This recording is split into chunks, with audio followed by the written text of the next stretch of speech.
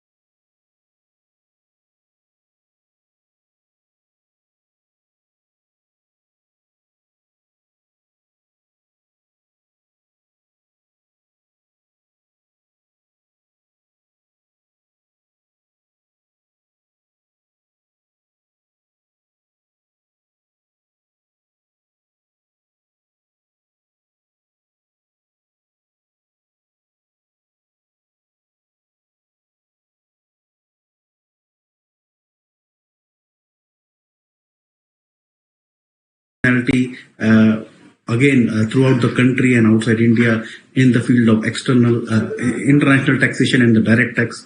We have CAPV Srinivasan sir, again a regular contributor in the field of direct tax to public at large and our fraternity at large. And CA VL Jain, again a regular contributor and speaker on the direct tax out here.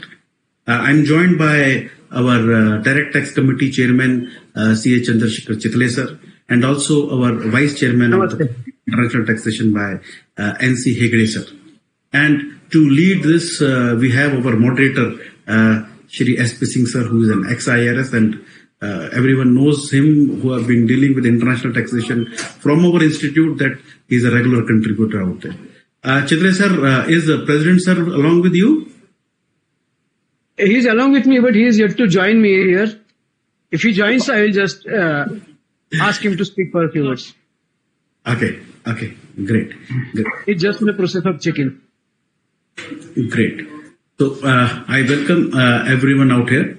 And to start the initial comments, I'll be not taking too much time. I'll request Mukta to please share the I would say a brief about all our panelists today in a short 1 minute, if she can share the great. S.P. Singh sir, the moderator for the day, everyone knows him very, very prominently. To start with, we have S.P. Singh sir, who was an ex-IRS, more than 2 decades services in the IRS, and after being in service for quite a few years, he is now also helping us as an advisor to ICA on the direct tax. And he has been named as by the Euromoney Legal Media Guide among the world leading transfer pricing advisors, because he has been the instrumental person in framing the transfer pricing regime in India, I would say. So welcome, SP sir.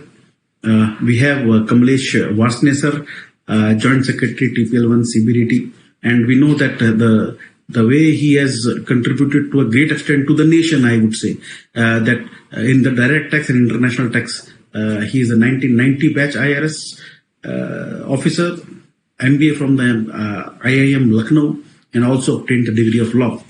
Involved in ruling of the APA program in India, and he has personally overseen and concluded more than 120 APAs in a short span of time. He has worked for 5 years with tax administration of Papua New Guyana, upgrading their tax skills in domestic resource mobilization. He is a part of the team that represents Indian views in response to the G20 OECD Pillar 1 and 2 proposals, and visiting a professor in many prestigious Indian institutes and academics. And of course, especially after the budget, his few days, day in, day out, trying and resolving issues, taking certain points, which again he would add back to give back to the nation in making the amendments, whatever required. So thank you, Kamlesh Varsne sir, for joining out here. We have our our next panelist, CA TP Ostwal sir. TP sir, everyone knows him out here, and everyone loves to hear him. The way, the simplicity in which he talks about transfer pricing, he talks about international taxation, a regular contributor and co-opted member of this committee, the Committee on International Taxation since the teen number of years.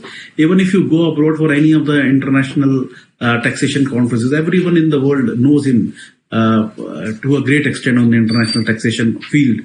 And he was in the subcommittee, has been instrumental in creating this United Nations TP manual, which was published in 2013 and 2017. He has been the member of CID, TAG, the Technical Advisory Group of OECD Paris. He is a member of BIAC of OECD Paris. And of course, he was a member of the Emerging Issues Task Force on the Non-Resident Taxation formed by the Ministry of Finance, Government of India. So he has been a regular contributor, and whenever any professional required, especially I would say his own institute of Chartered Accountants, any matters on international taxation, the lucid way in which he talks, everyone is always eager to hear him. And he has been down to earth and speaking his mind out without any hesitation anywhere. Welcome, TP Ostwal, sir. Thank you very much for joining. Thank you. We have our next speaker, again, one of the very leading expert in the international taxation. Is from, of course, Bangalore city. Ostwal sir is from Mumbai. Kamlesh Varshney sir and SP Singh sir are from Delhi. Of course, he has Srinivasan sir has been having more than 33 years of experience on the industry and the corporate tax measure, and he has been a regular contributor to this committee, international taxation, as he has been regular speaker on various webcasts as well as our diploma course on international taxation. He has secured several landmark decisions on the tax matters and concluded tax assessments in developed countries like USA, Germany, Japan, UK, etc.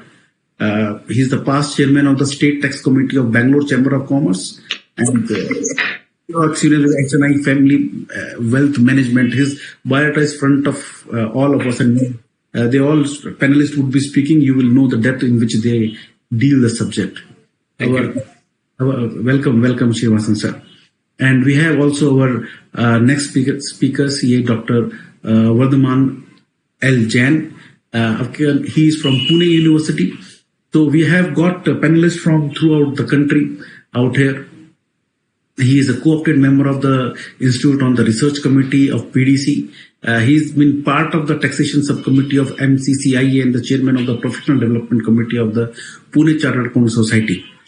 He has been into the Regional Council from the WIRC, chairman of the Pune branch, and co-authored a few books on the VDIS and other various books. And always contributing to the society. Welcome, Jain sir out here. Thank you. So before I hand it over to SP sir for starting the technical session, I'll request our chairman on the Direct Tax Committee, CA Chandrasekhar Chithale sir from Pune, to give his short opening remarks. Thank you, Pramod bhai. I welcome all the panelists and the moderator for the purpose of discussion on Union Budget 2022, particularly the finance bill part of it. I'm sure that once the budget is presented, everybody talks about the outcome of that budget, while whatever expenditure is made by the government, maybe it takes time to reach to your pocket. But whatever presentation is made in finance bill, either it will cut your pocket or it may be put some money in your pocket. And therefore, individual taxpayers and stakeholders are interested in knowing various provisions.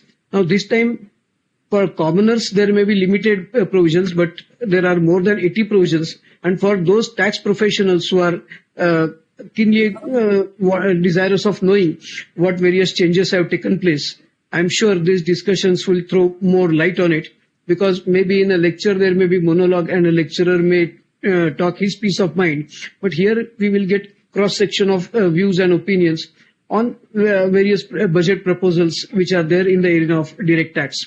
As you are aware, our institute also presents post-budget memorandum to the CBDT, to the Finance Ministry.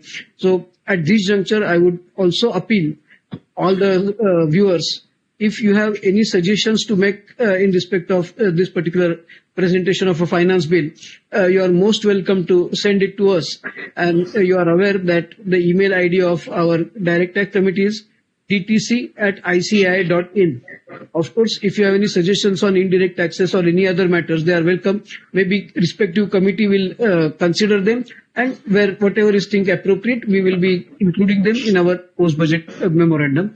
So I once again welcome all the faculty members for sparing their valuable time, and I'm sure that viewers will be very keen to go through the deliberations which you will be making throughout this session.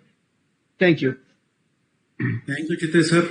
Our Vice Chairman on this International Tax Committee, NC Agri, is also here, who is an avid, I would say, contributor and expert knowledge in the international taxation. We will be having his comments during the course of this session. Now I hand over to our moderator for the day, SP Singh sir.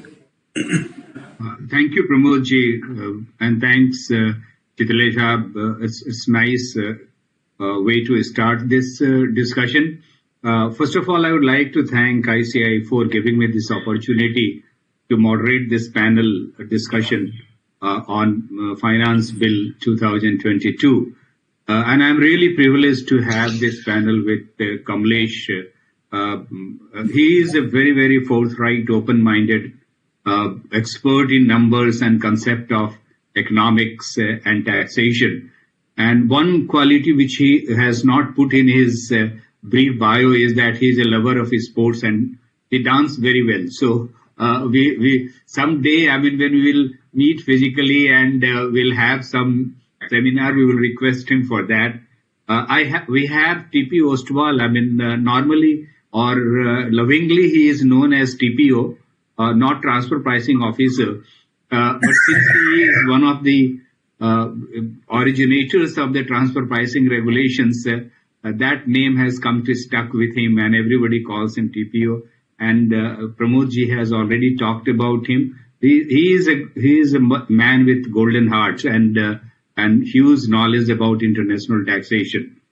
We have PV Srinivasan, fondly known as PVS, and everybody has heard him, and I'm sure, I mean, he will be contributing a lot in the discussion today. And very interestingly, I mean, Vardhaman Jain, I mean, when I was going through his biodata, I'm damn impressed. The type of the works he is doing for the society at large. I mean, apart from the taxation, I mean, getting involved in the social activities. Hats off to you, Vardhaman. It's very commendable. Thanks, sir. As we all know, and thanks, sir. We have before you commence now, we have privilege of having Honorable President Nihar Jambusaria with us. So I would just request him to offer a few comments on this finance bill. Over to him. Welcome, Jambusaria sir. Yeah, thank you so much. We are at airport, and it was little difficult. I conveyed to Pramod ji also in the morning. But however, good to have this privilege of at least talking for some times with the participants. You have experts, including yourself, to speak on a union budget, both direct tax and international tax provisions. But my observation is that there is not much done, particularly on planning side or on substantive side, but there are a number of amendments on administrative side which will require attention of everybody, particularly except for this levying tax on cryptocurrency, or rather virtual assets or virtual currency. There is fundamentally no such substantive amendment, except that two concessions tax in tax rates which were given to manufacturing companies and startups are expanded. So I would rather feel that it is good that there is clarity on taxability of virtual currency, and it would be good for people to And at least there is one clarity that now these currencies are legal. They are not banned currencies. So that is one advantage that we have. Otherwise, the budget as such is very detailed, and I think I should not comment much because experts will deal with every clause and dissect everything that is necessary for everybody. So thank you so much. Pleasure to be here. Thank you. Thank you. It's really nicely summed up.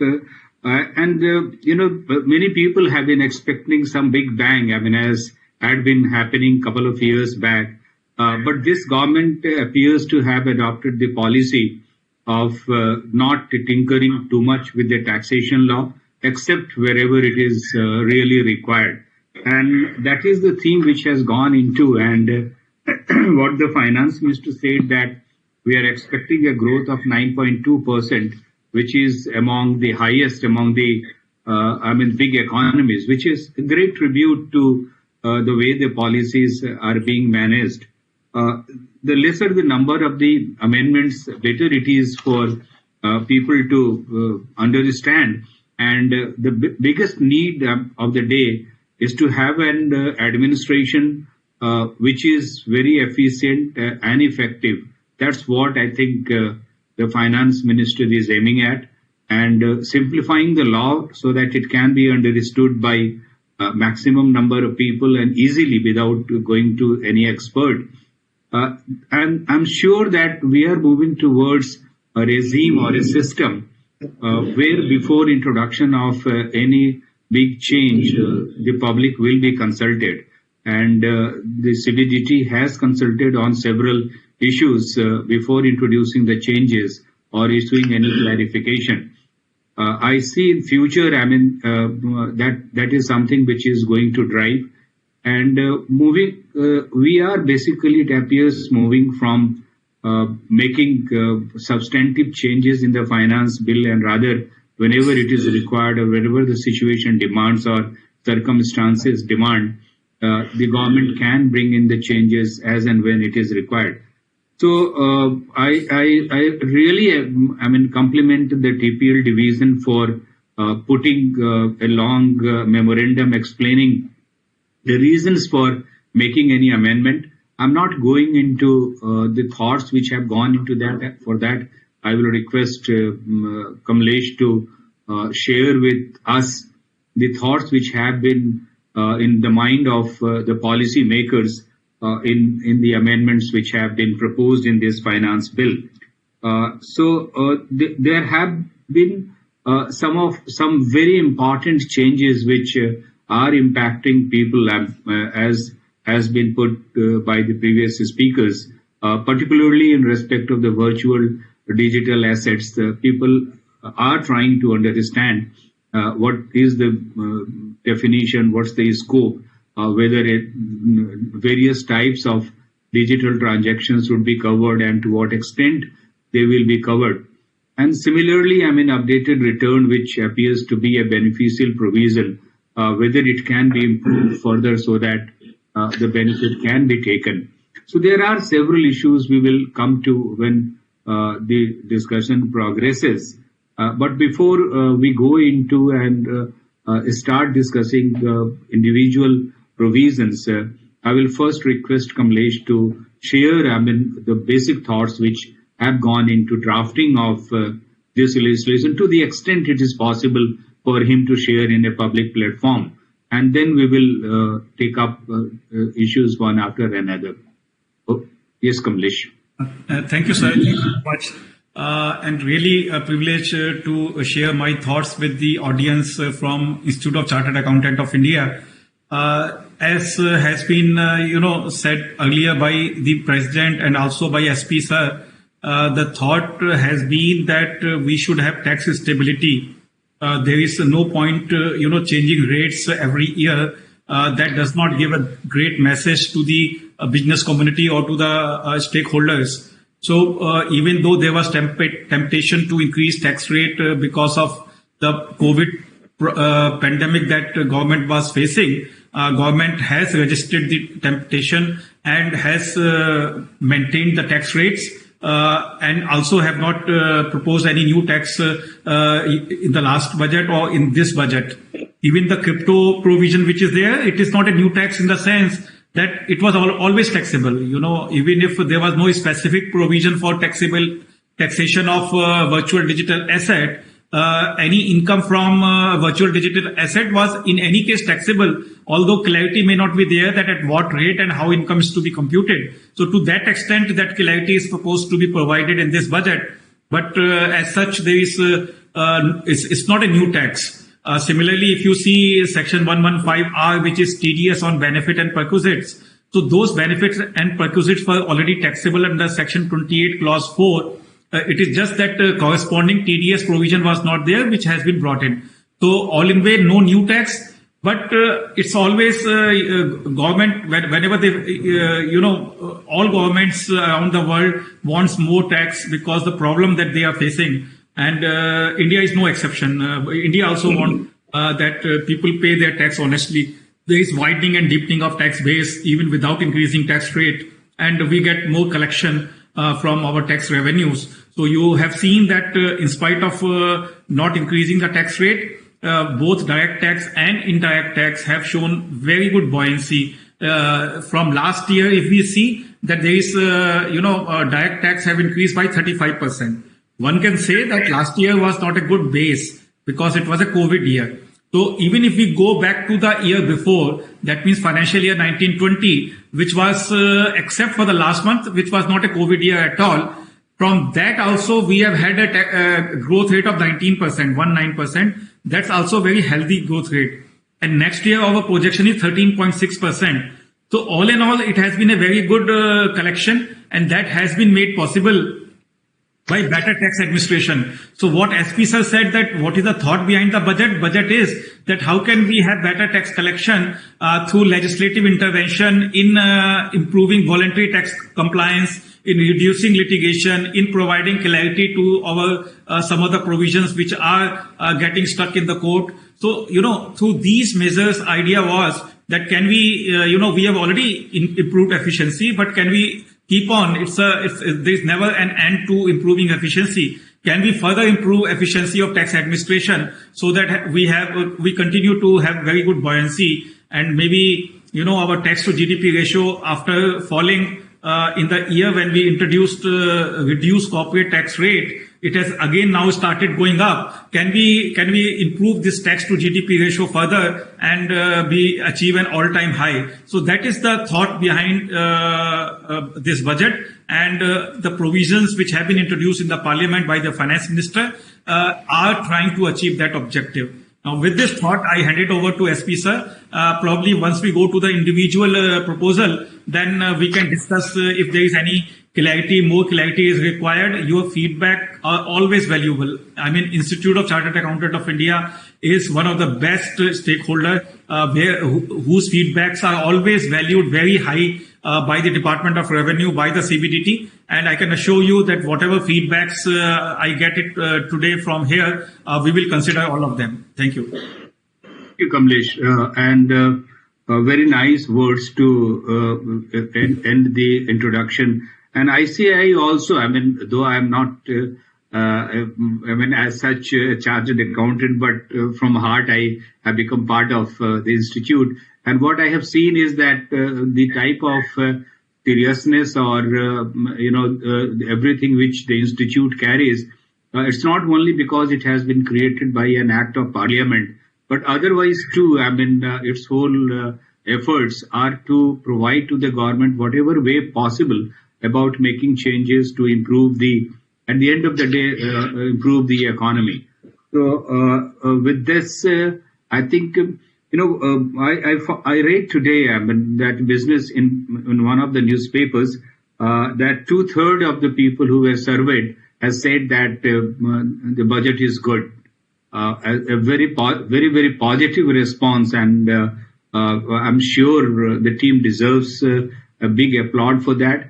And going forward, the way the TPL team explains and accepts the changes. It's a very nice sign to have. I mean, a very responsive administration to have.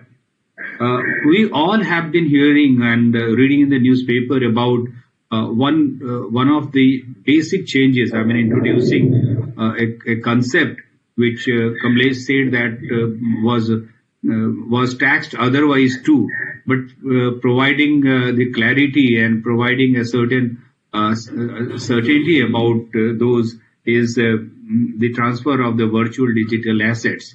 So for this, I go to TPO because he is a person, I mean, who drafted legislation when many things were absent. And the same thing, I mean, though any transfer pricing was a subject matter for taxation, even without the legislation. But yes, he will be the best person to comment about, the concept and the issues which are there, which will help Kamlesh to brush up, I mean, or to make it more effective. Ostwal sir. Thank you very much. Thanks, Saab. I don't know to take the time to explain the concept so much in greater detail. For example, the definition is very wide. It has not left any chances to be taken by the government. For the first time, I compliment Mr. Kamlesh ji for coming out with a definition which is robust, totally robust, and intention seems to be very clear that virtual digital asset has to be taxed. And what he has explained is also correct, that as such, if you make a revenue out of this, it has to be taxed. And if you are a resident of India, making revenue anywhere in the world on account of holding cryptocurrency, your virtual currency, it is bound to be taxed. But the question today, which has been done by the budget, is very interesting. What has been proposed is a tax on a transfer of VDA at the rate of 30%. No deduction or allowances or set-off of losses will be available from the income from transfer of asset except cost of acquisition. Now, question arises is in mining. When you mine the the digital asset, how do you calculate the cost? That was one question which I'll ask. Few questions related to that, so that Mr. Vasne can guide us as to what will be the methodology we should follow while advising the client. Then second thing is, loss on transfer will neither be allowable for set-off against any other income, nor will be carried forward in the subsequent year. That is what the law provides. Does it mean that the loss against the particular crypto, loss against the crypto, sale of a crypto, and profit against another crypto, whether they can be set off under the same head? That is an issue, because that has not been dealt with in the budget. I can understand all other type of losses, you don't want to allow it to be set off. But if I am doing a trading of crypto, I buy crypto and sell it, I make a profit. Tomorrow I buy another crypto and sell it, I make a loss. Loss and profit is not in my hand, because the market forces will decide that. Question is whether I should be allowed or not. That will be an issue. Of course, I know the government of India seems to, the theme behind introducing this legislation is, we don't want to seem to be banning it totally, like China. They banned it totally. But we said, okay, you do it, but our way of taxing is this. And that is what they have possibly come out. If you look at number of countries having a tax system on the crypto taxation, there are countries which deals with the business income, there are countries which deals with the capital gain taxation, etc. It based on the domestic legislation of each country. There is no uniform legislation anywhere in the world.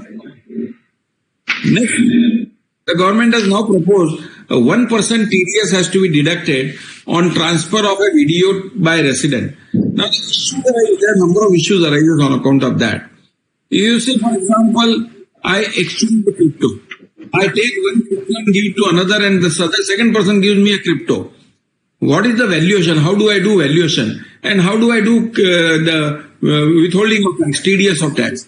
That is going to be a major challenge, because securities, it is possible that you have securities transaction tax, exchange platform itself or broker itself, deduction pays it to the government, that takes care of it. But in case if suppose there is a high frequency trade on a crypto is done from an international softwares which are installed on the local broker's account, and then it is a high frequency, millions of transactions done at a time. The trade in commerce is going to go up, and if there is a high frequency transaction taking place and hundreds and thousands of transactions at a time in by one stroke takes place, how does one calculate TDS? How whom the TDS has to be deducted? That will be a major issue. So, and finally, the question arises is whether the definition of crypto per se says that it can be transferred and it can be traded electronically. Issue arises in the mind of the people is a lot of questions are coming to us when airlines give me a number of miles as a credit. I'm traveling frequently on a particular airline, like accumulate number of miles. Whether that is also crypto, because it defines it as the definition it fits in, but it is not tradable. It is not transferable. Similarly, credit debit cards, points which are collected, that is also not transferable. And therefore, whether it will amount to a visual digital currency or not, that will be an issue. Another important issue, Kamleshji, can I take up all the issues and so that you can deal with? Another issue comes up is sometimes about the concept of crypto, there are people who want to airdrop the cryptos to all the members of that particular group.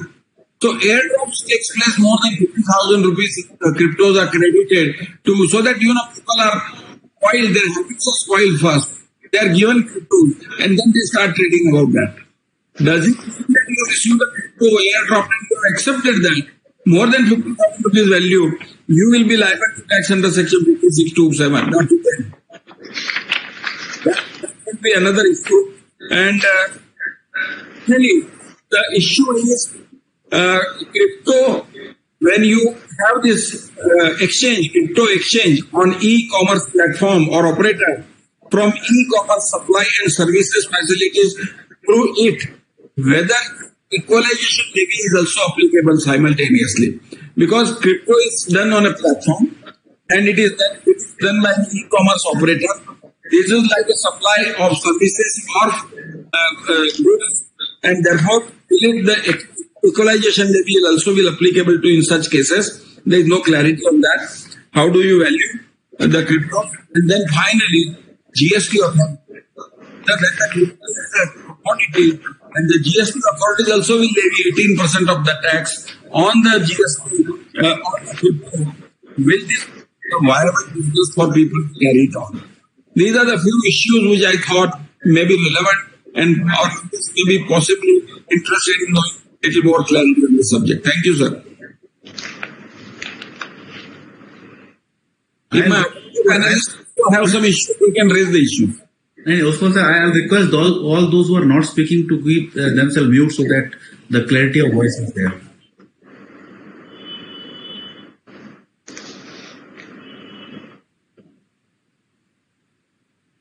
Things are, Mr. Varsane, you want him to address the issues or he will take up the issues at the end? I think, sir, Kamlesh, issues. Will you like to take it up, Kamlesh? Yes, sir. I can, reply to these issues which have been raised by TP, sir. Very relevant issues are there. To start with the definition, which was the most difficult part, and still it is difficult part, because we wanted it to be a dynamic definition. You understand that in this field of blockchain technology, new products are being innovated every month. So we want that the definition should be broad enough to cover virtually everything that is being innovated even in future, because definition is part of the act and you can't change act every month. I mean, first of all, even changing every year definition is also doesn't look good, though you can change every year. But idea is to have a broad definition. And we did realize that when we make the definition broad, then issues like what TP sir raised, that airlines point or credit card points will get covered. And therefore, we took we have proposed to the Parliament that Parliament delegate power to the executive to issue notification to take out any asset from the definition of virtual digital asset. So that has been proposed to the Parliament. That is to ease out, all these issues which are coming to our mind and correctly coming to our mind. But even otherwise, I think if I'm a chartered accountant, I will make a request to that if you have an alternative definition, we will definitely consider it. Our only request is it should be dynamic definition. It should not be very narrow definition. But if there is a better definition, we are not saying that our definition is, top class or something. We are absolutely willing to hear it out and discuss amongst ourselves if stakeholders provide us some better alternative. So that was about the definition part. And that you must have noticed that we have taken out certain power, or rather not taken out, we have proposed to the legislature that legislature give us power to issue circular to remove difficulties. That power, these type of provisions have been in the Income Tax Act under 194O, 206E and 194Q, and CBDT has issued circular under these provisions to remove difficulties, and CBDT intends to do it once this becomes an act, and if the legislature does give us the power to remove difficulties, then CBDT will issue, circular as and when required to cover issues like what TP sir has raised, that how do I, calculate cost of acquisition in the case of mining. So those issues can be clarified that, okay, the cost which you have incurred, they actually not be cost of acquisition, but they may be considered as cost of acquisition. Similarly, the second point was loss on transfer. That is a policy issue. I think that will not be considered by the circular. So that feedback, is there. We have noted down your concern and it will be discussed in the ministry. But right now the situation is that even within the year, profit from one transaction and loss from another transaction, they cannot be set off. That is how it is today. But feedback we have noted down and we will discuss it. On the TDS front, yes, valuation is definitely an issue which needs to be addressed. This again we will discuss that, there should be some power to prescribe valuation of crypto. The airdrop, the example which was given by TP sir was that if, there is an airdrop of crypto in the group and everybody gets some part of crypto and value of more than 50,000 rupees. I think gift definition is quite clear that if I get something without consideration of value and we are admitting that its value is more than 50,000, then it should be considered as gift, and then therefore it should be taxable in my hand because I have received gift which is of the value of more than 50,000 rupees in a year. So these are the questions that TP sir has raised. And then there was one issue about application of equalization levy. So equalization levy is applicable on non-resident. So if non-resident is,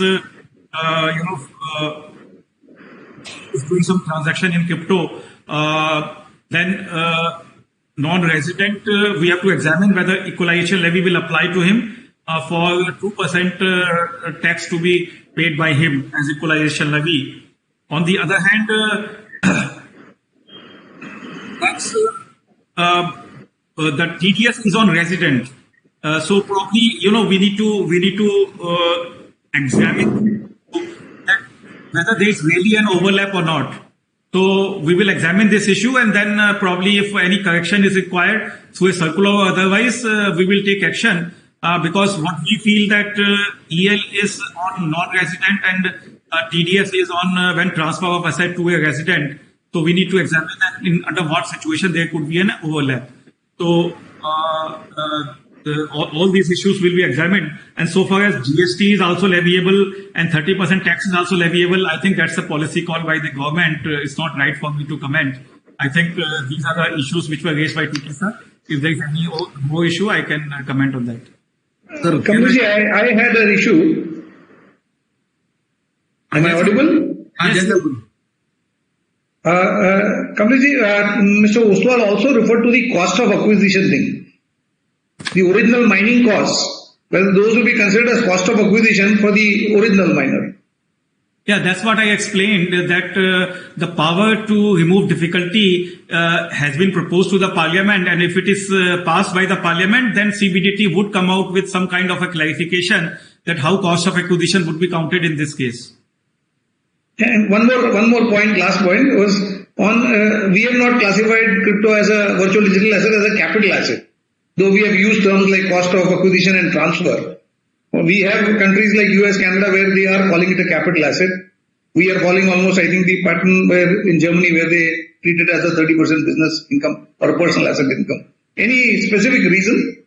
No, so because it could be stock in trade, it could be capital asset. So the proposal is not to give clarity on that part of the transaction, that what type of asset it is. It would depend on the fact of each case, whether it is a capital asset or a business asset. But on what the clarity is sought to be given is that how income is to be calculated and what rate it is to be calculated. So on those two issues, clarity is sought to be given.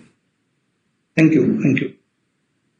Sir, one or 2 points order. So, sir, Vaishnav sir, what I understand from what you have said that in this case, it could be income from other source. It could be either a capital gain or it could be business income or it could be another source. Or it could be only under capital or business depending upon the intent. Is it so? Yes. So basically, see, idea is that every income has to fall under one of the head. And if it does not fall into one of the head, it goes to other sources. So that is the scheme of the thing. We all know it. So I don't have to explain that part. So what 115 BBE is doing or what 115 BBG is doing or what 115 BBH, which is proposed now, is doing is only saying how income is to be calculated and what should be the tax. Under which head it will fall, that will depend on the facts of the case. But having fallen under a particular head, how income is calculated in that head will not apply because 115 BBH will prevail. That how income is to be calculated because that is specifically given. So that probably we need to keep in mind.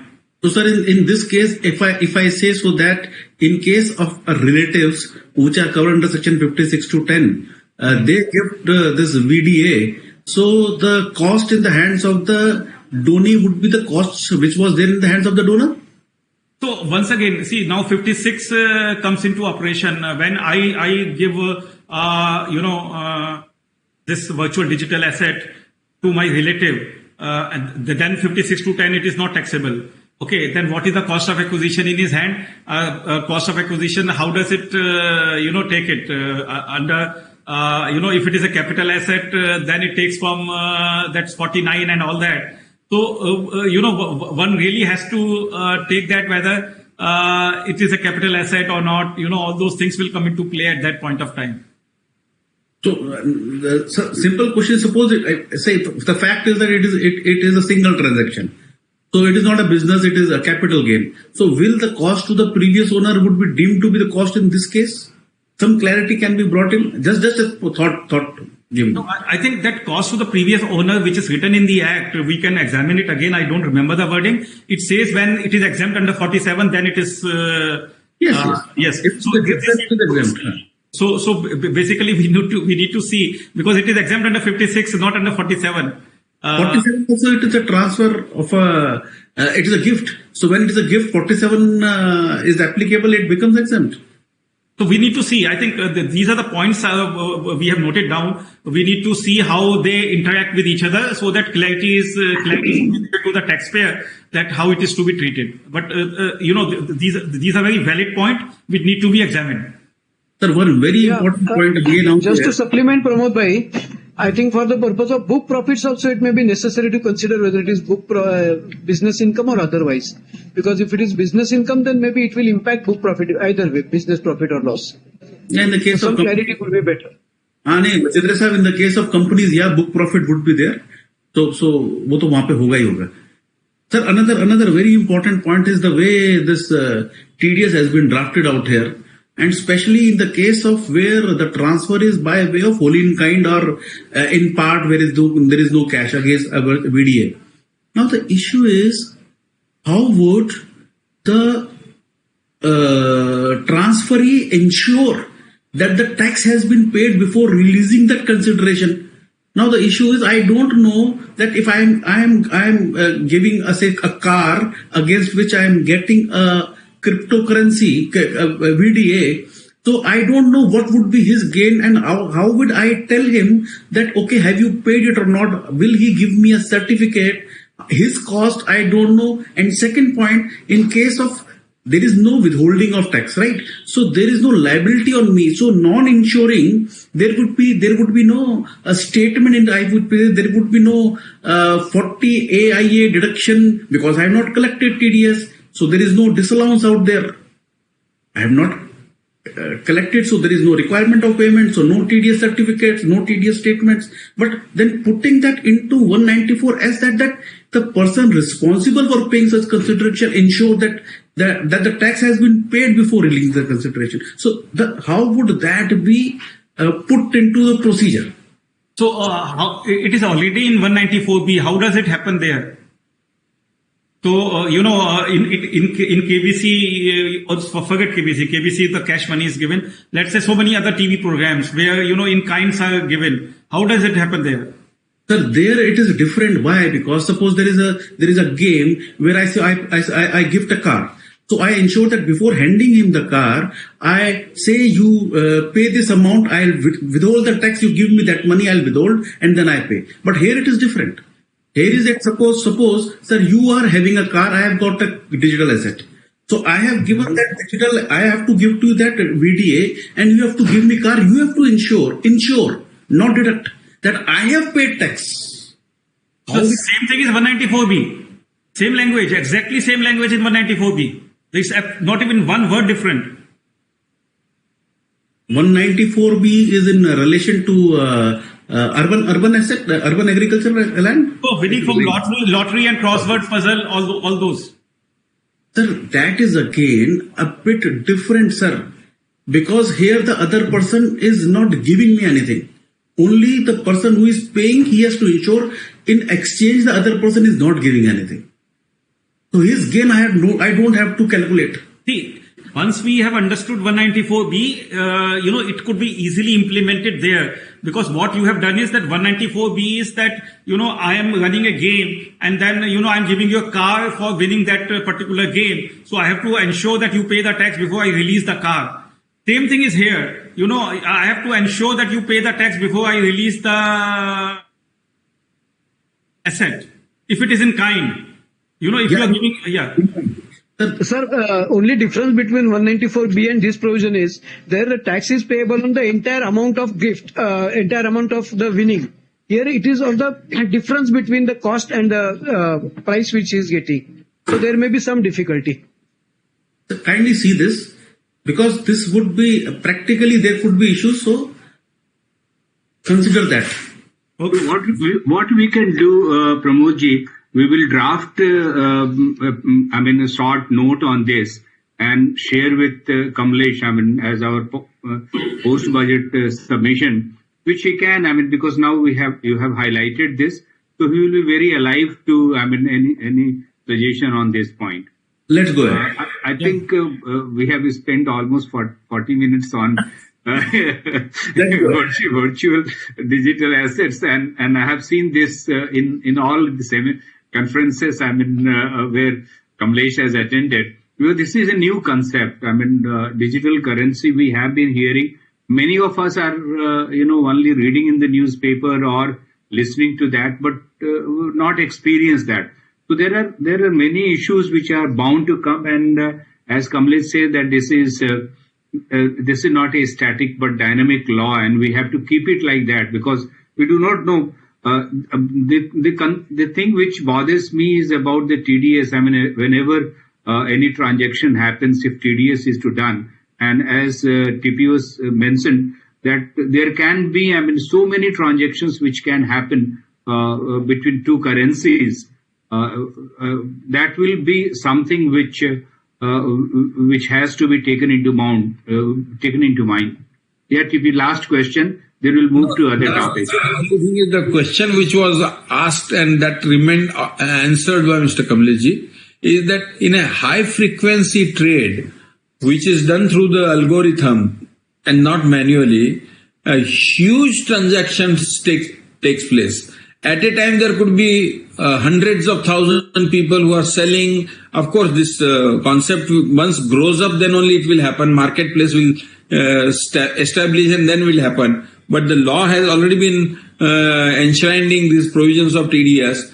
How does one take care of the TDS provisions? Can there be a mechanism like STT, which I said, if it is exchange job to create the TDS themselves and then make the payment so that the loss of revenue does not take place? Our interest is to see that the government also does not lose anything.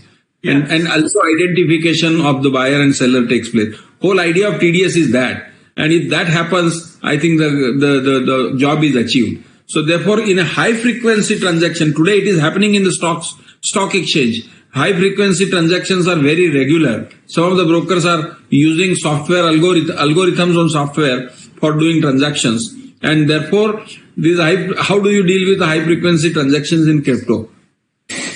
That was my point. Yeah. So basically, I think this scope of the TDS provision is not only through exchanges. There are P2P wallet also, which are sought to be covered under this TDS provisions. So therefore, TDS has been envisaged to cover both exchange transaction as well as personal transactions. So, particularly when NFT and all those different type of assets are coming out in the market, I'm not sure whether everything will happen through exchange. So probably, if you say that... Sir, this will happen through the exchange because there will be a separate platform. On the crypto platform, NFT also, there is a separate exchange platform. It will not be the stock exchange, there will be separate exchanges. Yes. Like WazirX. Right, but personal transactions will still be out.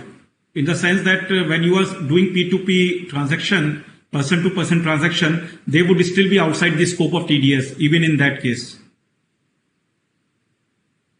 Well, I think we will prepare a note and give you on that. That will be much better. I mean, because instead of debating the concepts which are neither fully known to me nor fully known to you, so therefore it is better we exchange a note and then debate this. Yeah, always better. As I said earlier, that on crypto, whatever you have suggestions you have, and those people who are expert, who knows how it works and how it will work, then probably those suggestions would always be very, very useful for us. Yeah. Sure. Thanks. So now moving to the other issue, which I think is a beneficial provision, but is drawing quite animated discussion, is the updated return, and particularly section 139, subsection 8 and 140B. So PVS, can you just highlight, in short, some of the key issues which need to be taken care so that the beneficial provision remains a beneficial provision? Welcome, sir. Welcome. So the budget proposal, your finance bill proposes ability to file an updated return within 24 months from the end of the relevant year. This is something new because it's not a belated return, it's not a revised return, it's an updated return. There are certain conditions which have been prescribed for filing of the updated return. I'm not going into all the conditions. Many are looking normal. Two conditions I would like to look at. A loss return cannot be filed in an updated return. Assuming that my original return is a loss and it's covered by section 8 and I reduce my loss in the updated return. After all, in an assessment, if the loss is lower than what I have claimed as a loss in my original return, then penalties and other things get attracted. So can there be an amendment to the finance bill to suggest that if the loss is 100 and my updated return is going to show me a loss of only 80, that should also be an acceptable situation. And merely because the updated return is also a loss return, that should not be a wholesome bar. I think that is the first suggestion I have, if that can be looked at. In strictness of the concept, the finance bill as it is looks that the loss return cannot be filed at all. So if 100 is reduced to 80, that is not acceptable and that's not envisaged on the finance bill. The second one is that there should not be any pendency of assessment proceeding. A pendency has to be looked at in the terms of how assessments happen. I file a return. Normally, a corporate would file, say, in November, and within 6 months, the 143.2 notice gets issued. Does that mean that 143.2, once it is issued, there's a pendency from there, and therefore an updated return cannot be filed at all? That would be frustrating the intent of the scheme. Possibly, that means almost within 1.5 years, I will know that I cannot file anything at all. So should there be a provision that 143.2 mere issuance is not enough? An issue which is considered or in respect of which an inquiry has been made, that alone is the one which will be subject to restriction under not inability to file an updated return. These two are my suggestions. Otherwise, two other things looks more a policy matter, which I can only look at it as a practical person. 25% and 50% of the additional tax. While 25% may be a good enough take, 50% looks very steep. I do not know how many takers will be there with a 50% of tax, additional tax, which is again computed as tax plus interest burden. So somewhere it looks whether the policy wants to encourage some kind of a omission to be corrected. This is the policy matter which may be looked at if there's a scope available for that. But the first two are matters which may require a little amount of better consideration because they are issues which are inherent in any assessment. Yes, absolutely. I mean, PV sir, your points are very well taken. About loss return, it's a conscious call that loss returns are out. You have made a point which we will put it up across and we will discuss it. But the idea is they are out because loss return, the concept in the Income Tax Act is that loss return must be filed by a particular date, and that by 139(1) due date, and that loss only you can carry forward. So there is some concept associated with it, and that is the background why loss returns have been kept out. But that suggestion we have noted down, and let's see how we discuss it. On assessment proceeding, what you said, sir, that is actually, I think the Supreme Court decision is also there on AAR with respect to AAR, because AAR provisions also said that when assessment proceeding is pending, then you cannot file AAR application. Then one application was rejected because 143(2) notice was issued. And then it went up to the courts, and court said that you have to show that on that, just like what you said, that whether, notice has been issued for that particular income for which you want to revise or for which you want to seek a ruling from AAR. I think that's the important aspect, and we have noted that down as well, and we will see how it goes. So your suggestions have been noted down, and you correctly said 25% and 50%, that's a policy call. So probably, that is something for the government to decide. There is one basic difference to my mind, it appears, Kamlesh, between AAR, situation and this updated return. Because in AAR, the person goes in litigation. I mean, tries to say that, whatever that person is saying is correct, which is always taking the taxation to a lower side. Here, the person is paying, an increased amount of tax, and the government is getting taxed much before, any litigation starts. So, this distinction, if you may note it and keep it in mind while considering, accepting or rejecting, but this is a revenue earning, measure rather than an effort by a taxpayer to reduce its tax incidence. Sure, sir. Sure. Any question, Pramodji? Yeah, just one small question which is in the minds of various assessors and professionals, very small, that whether this updated return can be filed for, say, because it is applicable from assessment year 22-23. So can an updated return be filed for assessment year 2021 after it is enacted? So, Pramodji, just one thing, let me clarify. I have been saying this in all conferences. So let us try to see how we have to interpret a particular provision of the Act. The finance bill in itself is not enough to read a particular provision, because finance bill will only say this provision will come into effect from 1st April 2022. That itself is not enough. Whether it will come into effect from 1st April or from assessment year 22-23. Now, these are two different things because one becomes procedural, one becomes substantive. And for that, you have to go to notes on clauses or you have to go to explanatory memorandum. Now, in this particular case, it says it will come into effect from 1st April 2022. It doesn't say assessment year 22-23. If it had said assessment year 22-23, that means that would have been the first return you could have updated.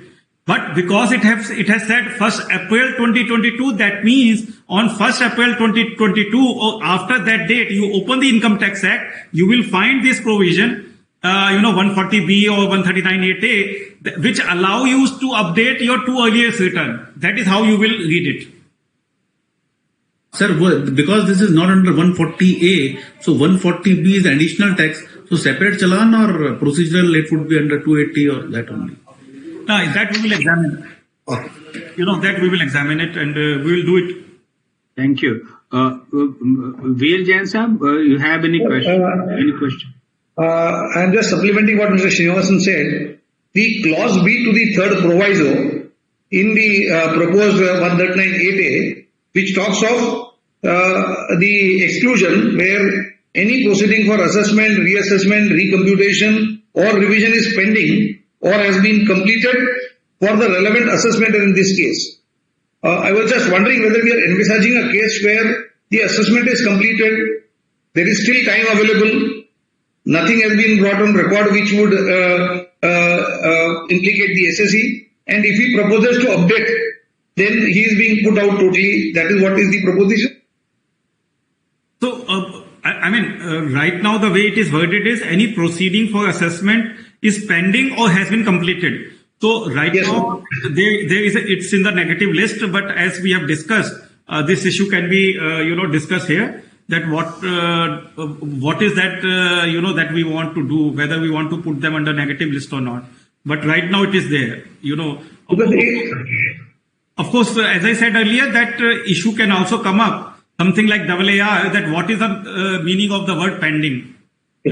So that issue, I take it that there could be some dispute on that issue. Thank you. So now let us move to the another provision. That is particularly, one area which I think the legislation is trying to cover is reopening. Section 148 amendment to explanation. Several things have been incorporated, maybe to overcome the adverse decisions from various courts of law, and as has been nicely explained in the memorandum. But VLJ or TP Ostwal Sahab, do you see any problem in that? Some of the issues which you may face or the taxpayer may face?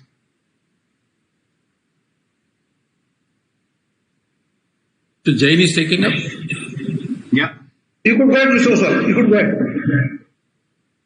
No, basically the section 148 has been amended to expand the scope to include certain provisions related to search which were not there earlier, and that was rightly there because the law was amended last year. Some of the missing part was included in this now under the Act. Further, the expansion of the scope is not only that you can now be question on reopening is in relation to an asset, but also it is in relation to expenditure in respect of a transaction which is related to an event or an occasion, or an entry into the books of account, entries in the books of account. Now the question is, which has escaped assessment amount to or is likely to exceed rupees 50 lakhs or more. Does this 50 lakh of rupees or more applies to each year or 10 years? Consolidated.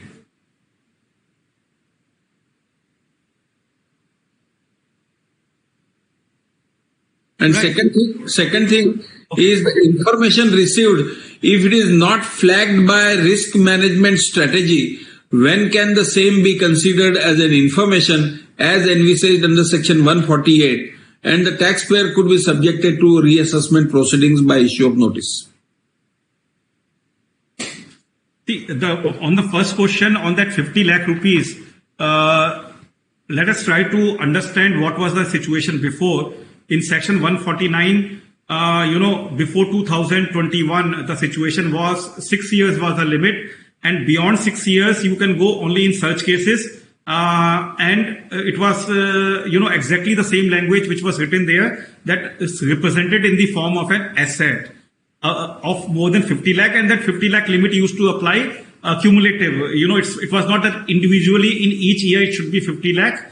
Total 50 lakh was the condition which was to be satisfied. That was a position before 2021 when the law was amended.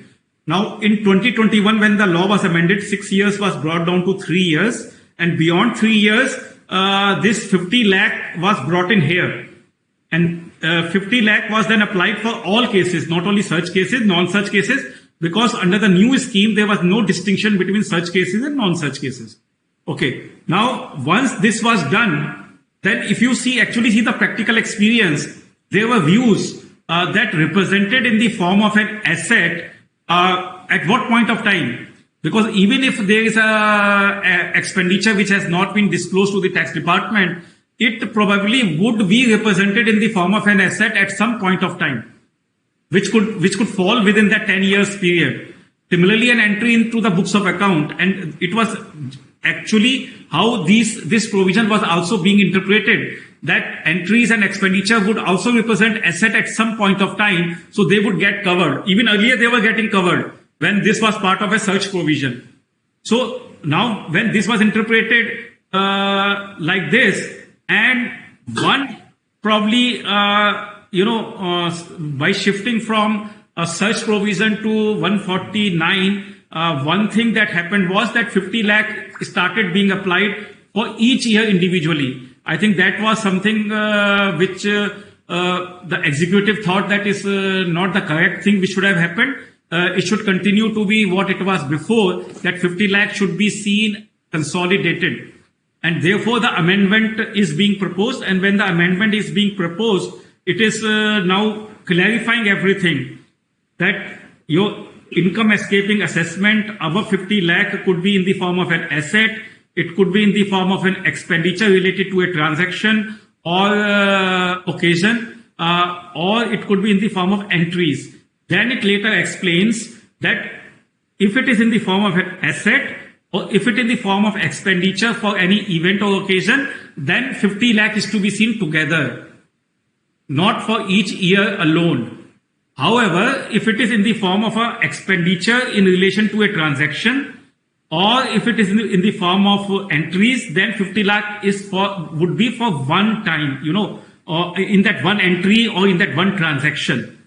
And you must notice that in 149, for that year, these three words have been omitted, and they have been omitted for this particular purpose, that 50 lakh limit is to be seen together. It may spread across a few years in the case of asset or expenditure in relation to an occasion, but expenditure in relation to a transaction or entries in books of account, this 50 lakh will be at one point of time.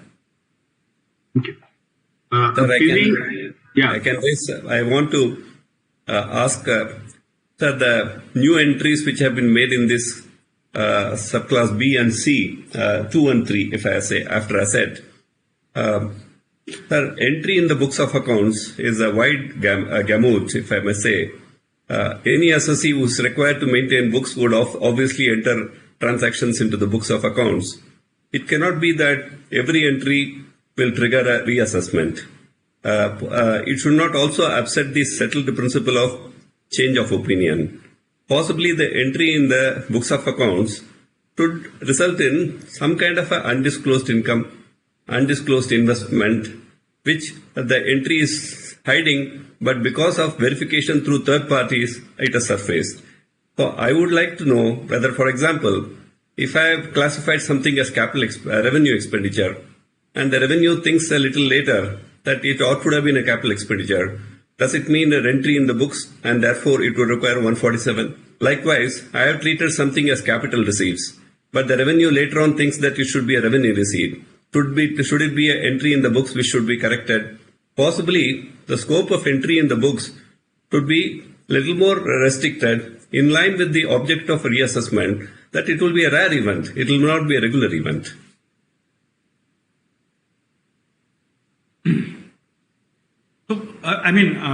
we can examine this, what you have, suggested, but probably we need to keep in mind that the scheme of income escaping assessment has undergone change from the pre-2021 regime. There used to be reason to believe. And because there was reason to believe was there, therefore change in opinion was an important factor. But once you get rid of reason to believe, that probably change in opinion may not be that much relevant, because what is that only information which suggests that income has escaped assessment, and then explanation defines what is that information which suggests that income has escaped assessment. So if it falls there, then notice can be issued. If it does not fall, notice cannot be issued.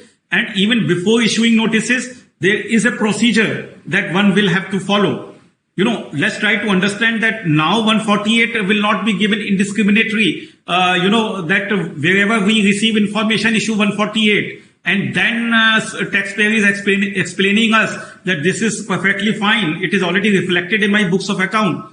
Now the procedure has changed and some administrative changes are also being made.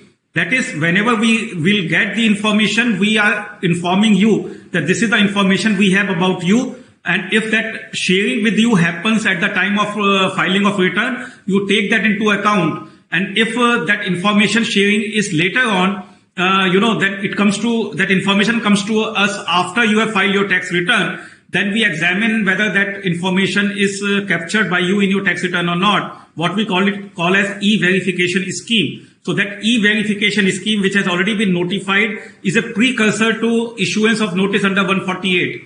So under e-verification scheme, we will ask you, so please explain, this is the information I have about you. Have you accounted for it or not? And then you will see, okay, fine, this is the information. You will explain us if it is already accounted for by you. If it is not accounted for by you, then updated return provision will kick in. You have a choice. You can update your return. And therefore, if you have seen that we have given 2 years for updated return, while for 148, 3 years is there. So that the third year, if you do not update your return, then we can issue 148. And we expect that all that information that we have, which we will confront to you, most of the time, it will be explained by you, or your return will be updated, and only 5-10% would left to be, examined by us further for issuance of 148. So the entire scheme is such that there will be less notices under 148. Nice. Thanks, I have only one small point, because in this updated return, we have already put 25% or 50% or whatever percent is finalized subsequently. But this need to be kept away from any penalty proceeding. Otherwise, there will be double jeopardy. Yes, sir, I agree, sir. It is. The intention is very clear that no penalty will be imposed on the income which has been updated in the return. That's very clear.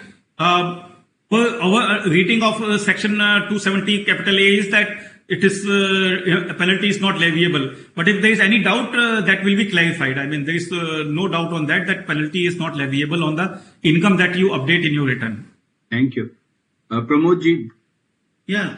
Just one thing, we have added now one more clause for non-issue of 148A, and added also under 148 that it will be deemed to be information, that is any information which is received under scheme under section 135A.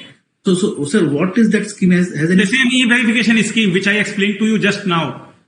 Yes. E-verification scheme has already been notified under 135A. So it is that scheme. So in that scheme, we have already gone through the procedure. We have confronted you the information, and you have either, accepted it, updated your return, or you have explained it to us that everything is fine. Only when you do not do either of the two things, then, we will issue 148, because now there is no need to go through that process again. So does it mean that 148A would be very much less? Yes. You are correct, because 148A itself would be less, because that will be in a way subsumed in 135A process. Okay. Great. Sir, just for our information, when was this e-verification scheme notified, and is it I don't know the date. It was when we were preparing for the budget, either December or January. implemented already? I mean, it has been notified. So, I don't know whether notices have started coming under that scheme. That I don't know, but it is already been notified. No problem. We'll check up.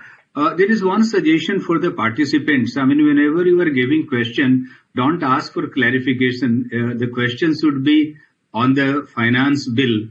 Please mention the section, and if you have any suggestion regarding those provisions, do share your views on that so that we can share those with Kamlesh for his consideration.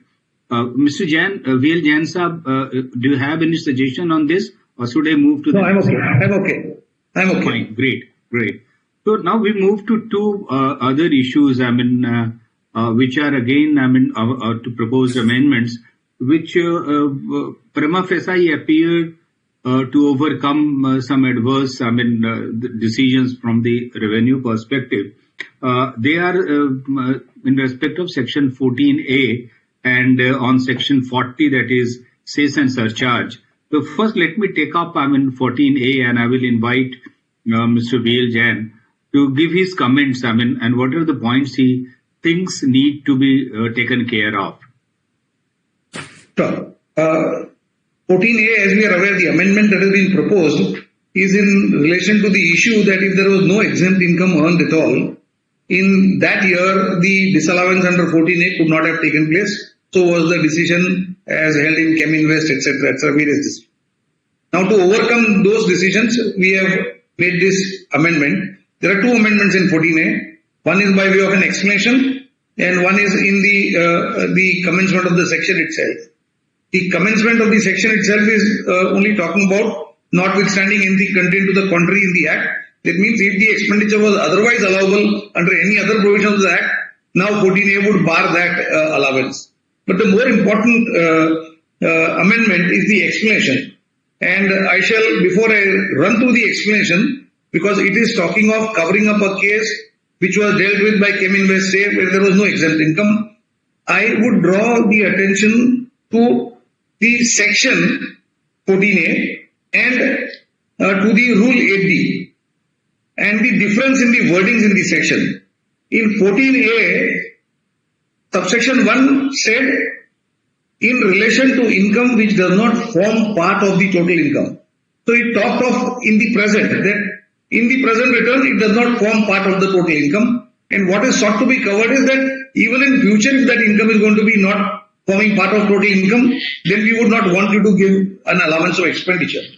In this context, we had Rule 8D, where the Rule 8D 2, Clause 2, and I shall read out that portion, an amount equal to 1% of the average annual average of the monthly averages of the opening and closing of the value of the investment in income from which does not or shall not form part of the income. So, what we had as a dichotomy in the section and the rules was, the section talked of only does not form part of, the rules talked of shall not also form part of. So, something in the present as well as something in the future. Maybe if this correction that was there in the rules was brought into the Act in subsection 1 itself, then maybe the explanation was not required. Point number 1 that I want to ballpark. And then I want to come down to the retrospective part. We have seen last year by the Finance Act 2021, we had this amendment for PF ESI due dates. And the wordings of the sections were for the removal of doubts, and therefore we had enough returns processed where the disallowance was done for the earlier years prior to the application of Finance Act 2021, because the wording of the amendment was for the removal of doubts, it is hereby clarified. And even presently, we have the same proposition. Though in the context of the 36(1), we have decisions of the Hyderabad Tribunal or Delhi Tribunal which said that no, Finance Act 21 is prospective, you cannot go to the earlier years. But CPC, and we have seen returns processed where they have used the language of the amendment to say that this would apply to even the returns for 18, 19, 19, 20, etc. Similarly, this year, in the amendment, the explanation says, for the removal of doubts, it is hereby clarified that notwithstanding anything to the contrary contained, the provisions of this section shall apply and shall be deemed to have always applied. Gives a feeling as if even in the earlier years when we said that no, if you don't have exempt income, still 14A can be invoked. So I believe the faith that we have had in the Finance Act 2021 for the amendment in connection with 3615, similar proposition may come up in the context of this 14A amendment on the retrospective applicability, because though the section says that it is going to be prospective from AY 22-23, it may still be used for the earlier years. That is point number one that I wish to make. The second point that I wish to make is that what is being proposed is that if there is no exempt income earned at all, and if you have expenditure which is incurred in relation to such exempt income, and the memorandum explaining the provisions talks of a scenario where you have an expenditure which is in relation to exempt income, but there is no exempt income, and in such a scenario, the memorandum suggests that you cannot get away by claiming that expenditure. So, it is talking of a case where you have a clearly identifiable expenditure which is relating to exempt income, but because you don't have exempt income, you use Chem Invest or other decisions to say that it should still be allowed. That is the proposition that it wishes to address. That is what I feel. But there have been decisions which have said, like Joint Investment Delhi High Court, which have said that if the disallowance under 14A can be only to the extent of the exempt income earned. So if the exempt income earned is zero, whether the disallowance should be zero would be the proposition. And more so I would say this because the explanation uses the word expenditure has been incurred during the said previous year in relation to such exempt income which will not form part of the income. So this incurrence is prior to the use of the mechanism of Rule 8D for the purpose of identifying what portion of the common expenditure would be attributable to the exempt income. The explanation seems to provide that if there is an identifiable clear expenditure incurred in relation to the exempt income, and if you do not have exempt income, only then this explanation would come into play and 14A would be invoked. I think these were some of the propositions that we should draw on 14A.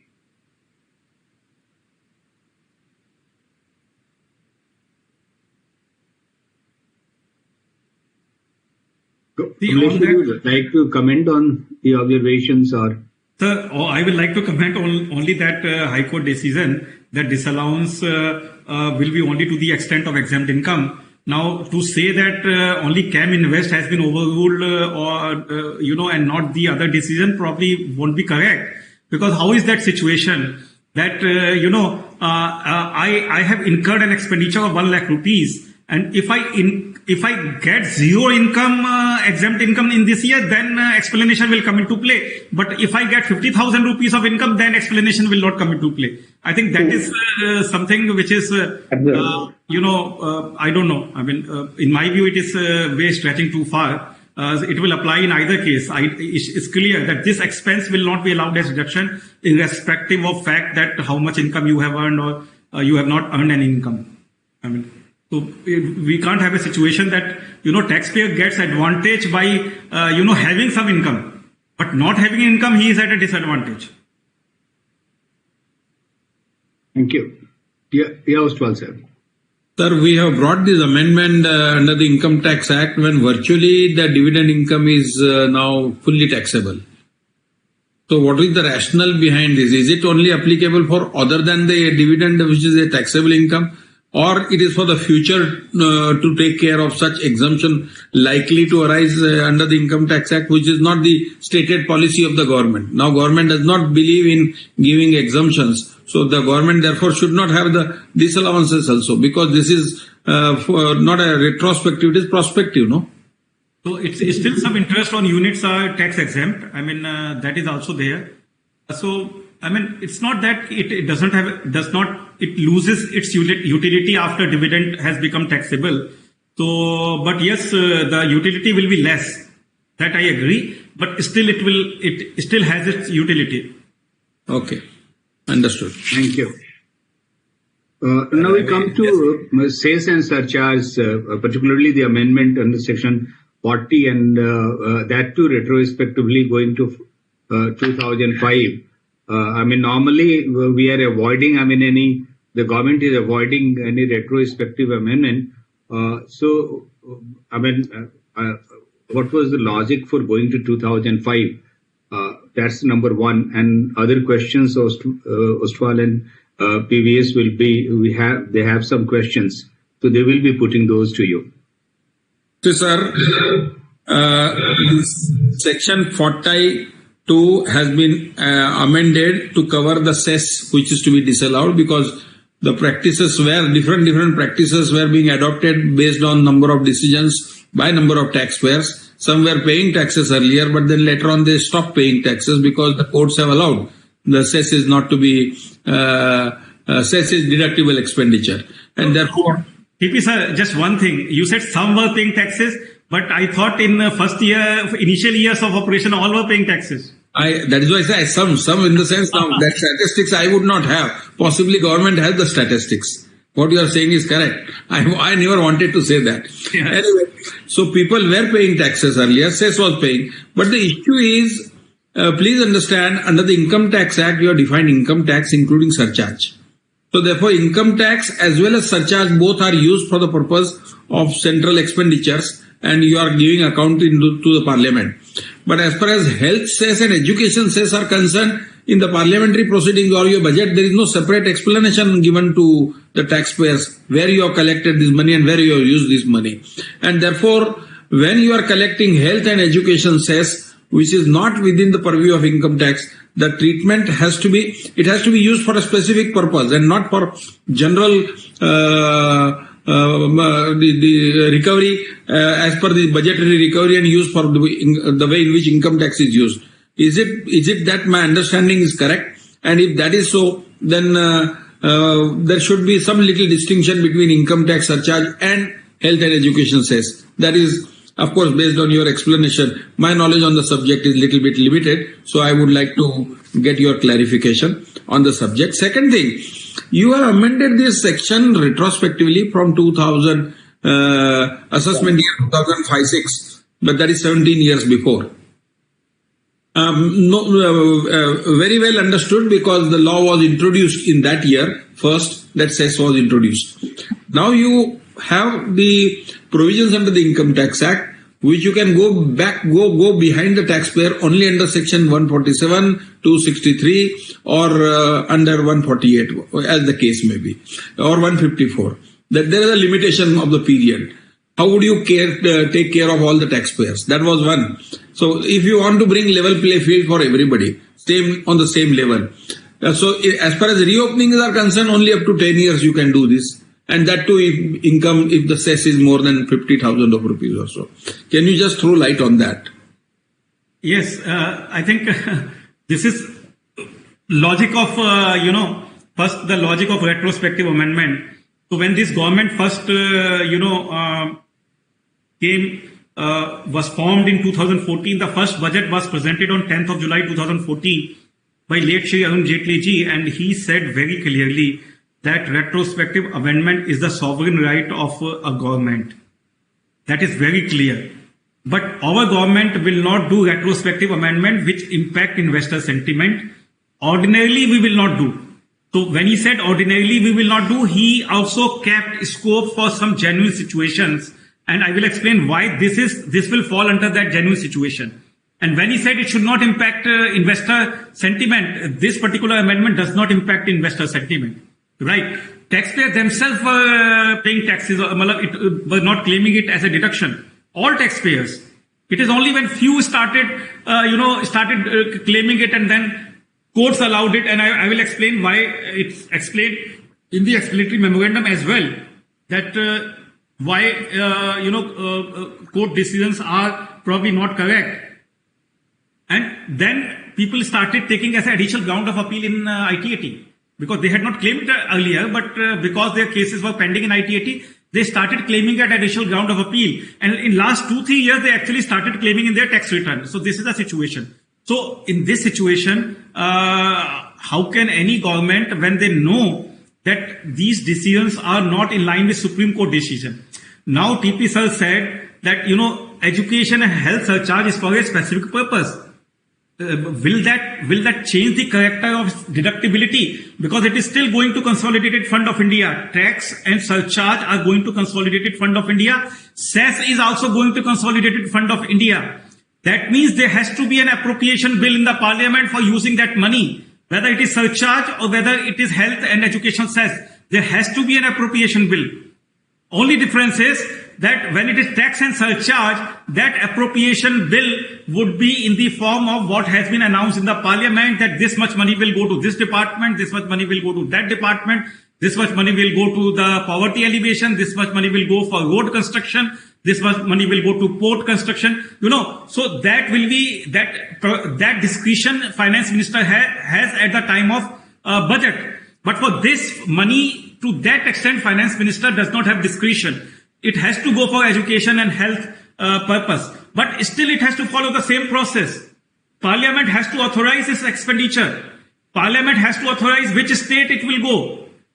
So those things are not, so there is no difference. And just because it is only for education and health purpose, that will not determine its deductibility.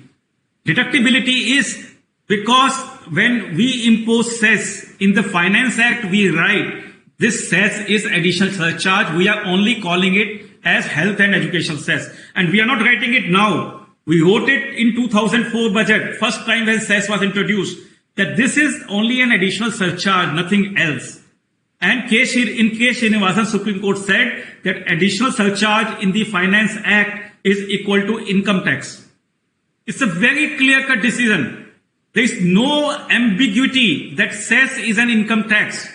But still, if such decisions are there, if people are claiming it wrongly, government is fully justified to apply it retrospectively. Does not matter whether 148 can be done for 3 years or 10 years. Issue is those cases which are pending in court, because it has retrospective application, even for assessment year 7-8, will be decided in the favor of the government. That is what it is. Thank you. Will you give a one-time amnesty for paying the taxes without interest and penalty in these cases? Not me. You should request government. Now, coming to another challenging situation, that is... one question. Yeah. In the context of 14A, when it was amended with effect from 1462, we had a proviso which was brought in that where assessments have attained finality, we shall not take up reassessment proceedings. Could we think of a similar proposition in the context of Cess in Section 40? No, okay. I think it is very, very difficult for Kamlesh to say that. I agree. No.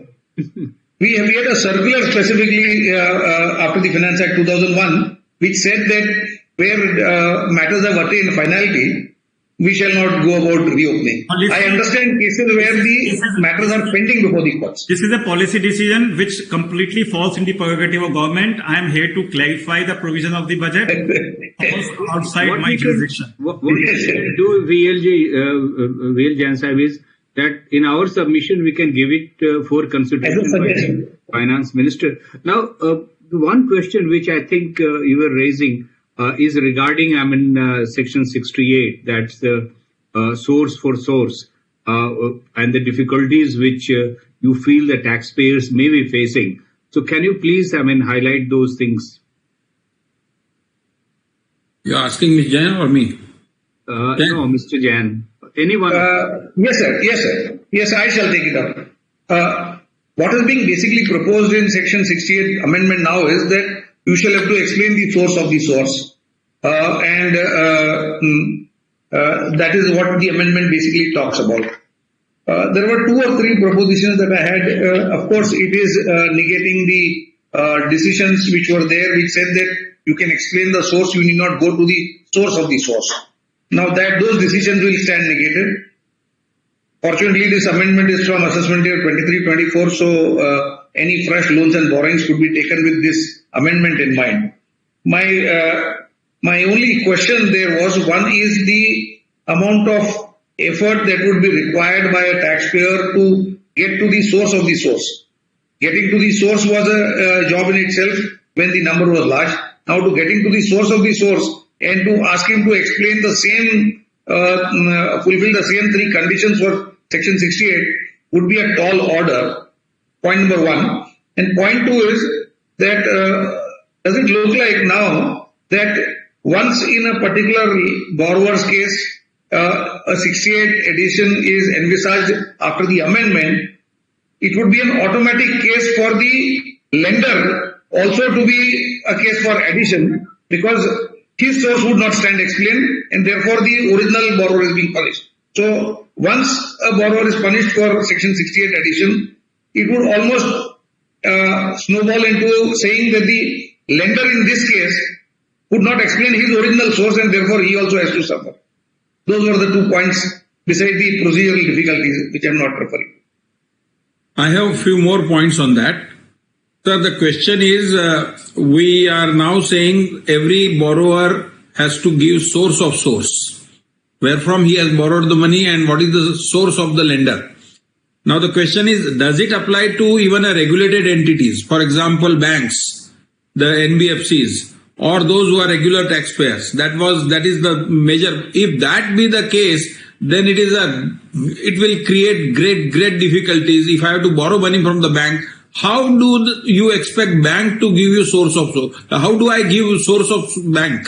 Impossible for me to do that. And there is no exception provided under section 68. And second thing, what you are saying is, this is of course subject to main great litigations. And if the person has lent the money to one person, taken back within 2 months, another person he has lent the money. In a year he has done 3 transactions with the same money.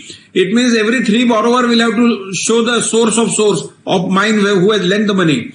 So therefore, when I am giving you permanent account number, you have digital records today. Everything is within the four corner of the income tax department software. So what is the need of asking source of source and insisting, and more so when the system is now getting towards the faceless assessment, we have great difficulties in understanding the psychology why person is asking. When I have given the source, I have given permanent account number, I have given a confirmation of the lender, he has lent me the money and he has issued a check from so and so bank account. What is the further I have to explain source of source? Can you just explain this concept of source in a more greater detail in the law itself? Sir, one thing more just to add to what VL Jain sir and TP Ostwal sir has said. Currently various additions are made even for the sale. How the source even can be proved in the case of a sale, because these are all additions that we made in section 68. Forget about source of source. So just sir, a view that because the whole business community would be, we have to advise our clients what to do, how to make a sale and then take under 68 or certain exceptions for your just advise out. So I fully appreciate the practical difficulty that would be, and definitely the law must be administered in a manner that these practical difficulties which you are just narrating, those should not be there, which are genuine cases. So genuine cases should not be disturbed. That is definitely something for us to ensure when it is implemented after it is passed by the parliament.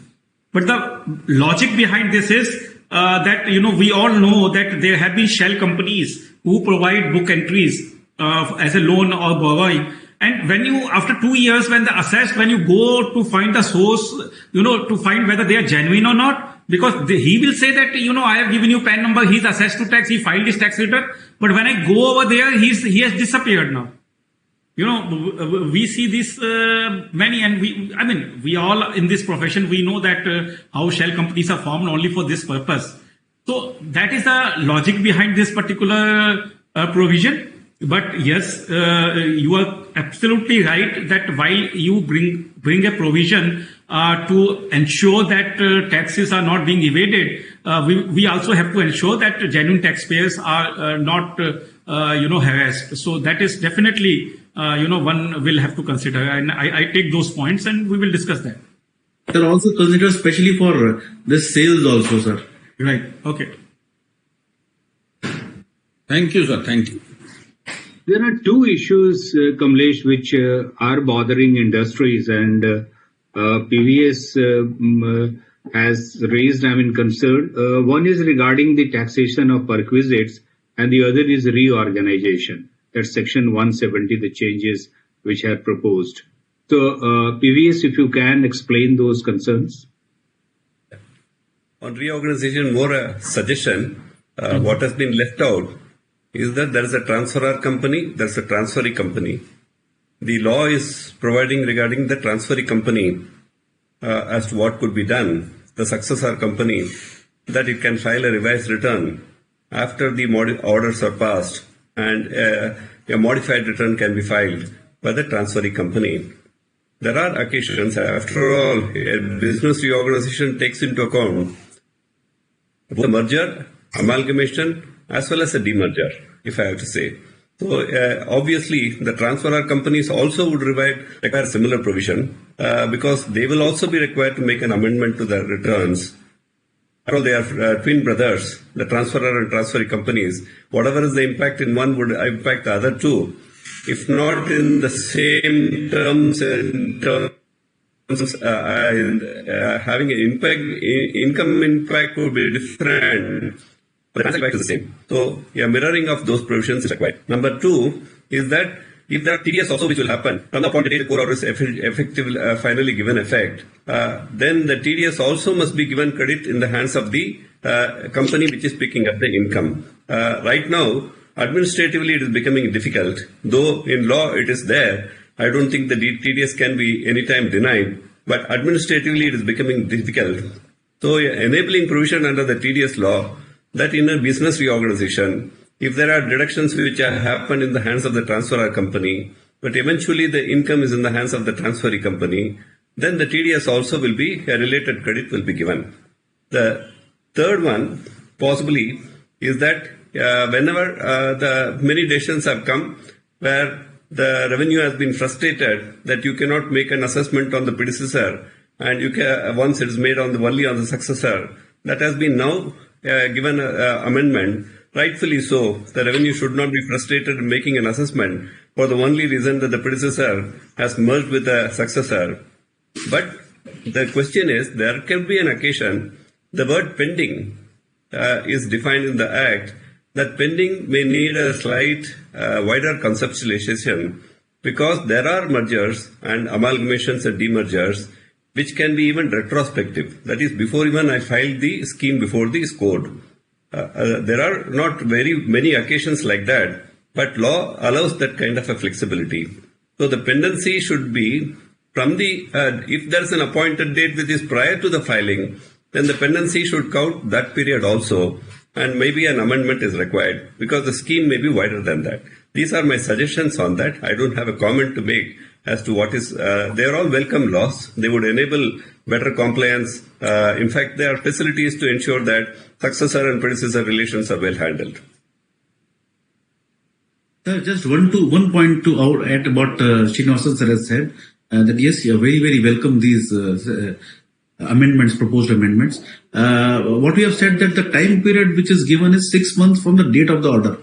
Sir, actually it should not be date from the order, it should be date from the effective date.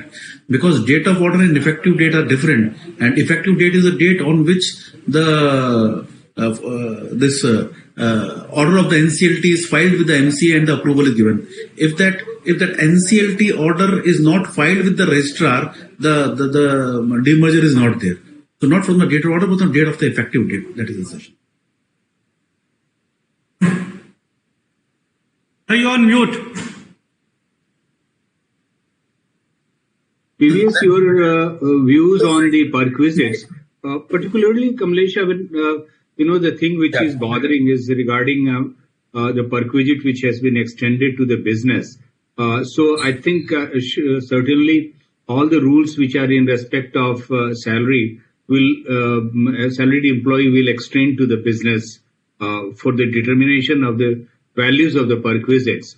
But there are some other concerns which PVS would like to share with you.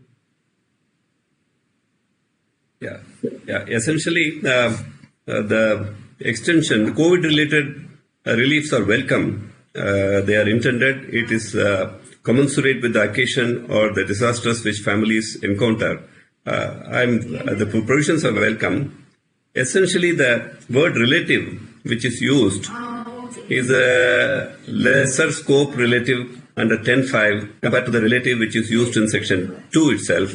While most of the situations of 10.5 should be adequate in many cases, it is not certain that it will cover all cases. Then it should not be so that such a person would fall into the residue clause of one person to another person and not from an employer. And therefore, I would suggest that the relative, as defined in section 2, may be a wider definition, and that may be a more appropriate definition. These are all disasters which are striking families. So it should not matter from which relative the money has come, as long as the money has come. From which employer the money has come, and who is the relative who is the beneficiary of that particular amount. No, sir. Particularly when the person dies and there are no legal heirs left, only grandchildren are left, and the grandchildren receive this money from the employer of the grandparent. How do you, because the parent and so died and the grandparent has also died. So if the families have got wiped out in a COVID, so I think you should have little mercy for those people who receives compensation, and the relative should be little broadly defined under section 2, instead of 10.5, it should be section 241.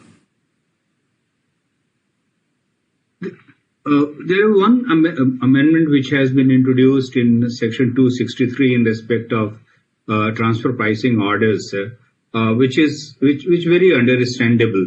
But the thing is that any order which is passed in respect of transfer pricing 92 CA, it is with the approval of a commissioner. So how come? I mean, I don't think that the legislation is intending that the same commissioner may invoke section 263. So that need to be, I mean, either procedurally he may be excluded from reviewing the order. That can be done administratively. There is no problem in that. But the second, I mean, concept which bothers me is wider, that the DRP, which consists of 3 commissioners, I mean, which has got the power to enhance any assessment. The order which is passed through the DRP, we make it, I mean, is still subject of 263. It is something which bothers, I mean, the working of the administration. Legally speaking, yes, it can be done. Provision can be incorporated, but that's a concept or a concern which I thought I should share with you. I think provision should be there. You correctly said, because anybody can make a mistake. We all are human beings. But yes, that power must be exercised by a higher authority. So 263 says chief commissioner or principal commissioner. So if DRP order is to be reviewed or revised under 263, then it should be chief commissioner. It's we know that ITT Bombay in Barclays Bank has just 1 month back have knocked it down, and we also feel that in that case the power should have been exercised by the chief commissioner, which is correct, because there are 3 commissioners who have said something, then somebody higher than that must have done it. And same is the issue with the proposed 263 on TP orders. What is sought to be provided is that clarity that even the TPO commissioner can review this order, but obviously he will review it only when he did not approve it, because TP orders can be approved by a range head, or it can be approved by the principal commissioner or principal commissioner also. So if it is approved by the commissioner or principal commissioner, then chief commissioner should review it, not the same commissioner or principal commissioner. But if it is approved by the range head, then commissioner or principal commissioner can review it. So that clarity is there. Clarity is there that TP order can be reviewed by that commissioner, but it probably have to be ensured administratively that higher authority should review it and not same level authority. Thank you. When I was going through the memorandum, I found that 20% of the space has been occupied by amendment in respect of charitable trust. And many provisions, has